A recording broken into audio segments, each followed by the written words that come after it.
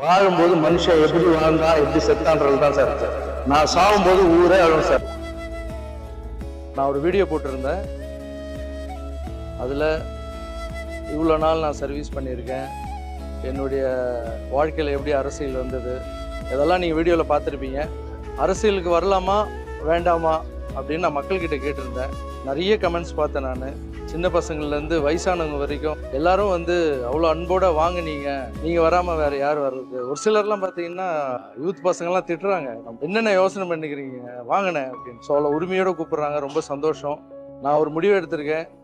அதை இன்னும் கூடிய சீக்கிரத்தில் என் எல்லா ரசிகரையும் கூப்பிட்டு எங்கள் அம்மாவை அந்த ஸ்டேஜில் உட்கார வச்சு அந்த நல்ல முடிவை சொல்லலான் இருக்கேன். ஸோ எல்லாமே நல்லதாகவே நடக்கும். நிறைய பேர் கேட்குறாங்க, வர்றதுனா வர வேண்டியதானே, ஏன் நீங்கள் மக்கள்கிட்ட கேட்டுட்டு இருக்கீங்கன்னு. மக்கள் தீர்ப்பே மகேசன் தீர்ப்புன்னு எதுக்கு சொல்லியிருக்காங்க. இந்த ஒரு மாதமாக நான் பார்த்துட்டு தான் சார் இருக்கேன். இந்த அரசு என்ன பண்ணுறாங்க, அவங்களோட செயல்பாடுகள் எப்படி இருக்குன்னு தான் உங்களுடைய கேள்வி. என்னை பொறுத்த வரைக்கும் ரொம்ப நல்லா இருக்கு, சூப்பராகவே இருக்குன்னு சொல்லலாம். இப்போ நம்ம ஒரு புதிய ஏரியாவில் போய் நம்ம ஒரு வாடகை வீட்டுக்கு போகிறோம்னு வச்சிங்களேன். அந்த வாடகை வீட்டுக்கு போனோன்னு வீடு பார்க்கும்போது நல்லா இருக்கும் சார்.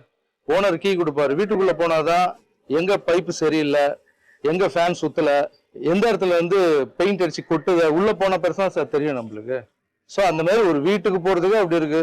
ஒரு வீட்டுக்கே இவ்வளோ ஆகுதுன்னா ஒரு நாட்டை கொடுத்துருக்கீங்க, கொஞ்சமாவது டைம் கொடுங்க, பாசிட்டிவா திங்க் பண்ணுங்க. புதுசா அரசு வேணும், மாற்றம் வேணும்னு கேக்குறீங்க. மாற்றம் வந்துருச்சு, மாற்றத்துக்கு கொஞ்சமான டைம் கொடுக்கணும்வா. ரஜினி அவர்களோட பேசுனீங்களா, உரையாடுனீங்களா? அவர் ஆசீர்வாதம் இல்லாம நான் எதுவுமே பண்ண மாட்டேன் சார்.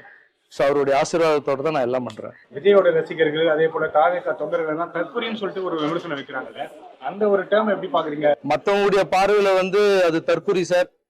எனக்குன்னு ஒரு பார்வை இருக்கு. அது தாவேகாவின் அம்புக்குறி. அது என்னென்னவோ பண்ணிட்டு இருக்கு. கண்மூடி கண்ணி திறக்கிறதுக்குள்ள உட்காந்துட்டாங்க.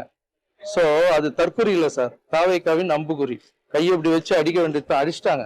உங்களுக்கு எல்லாரும் நண்பர்களா இருக்கா? ஒருவேளை அரசியல் முடிவு எடுத்த பிறகு அவங்களே உங்களுக்கு எதிரியா மாற வேண்டியிருக்கும். அந்த சமயத்துல நீங்க எப்படி செயல்படுவீங்க? என்ன மாதிரி? நான் வரலாமா வேணாமான்னு கேட்டதுக்கு லைட்டா அடிக்க ஆரம்பிச்சிட்டாங்க. ஸ்மெல் எல்லாம் வருது, அடிக்கட்டும். எல்லாமே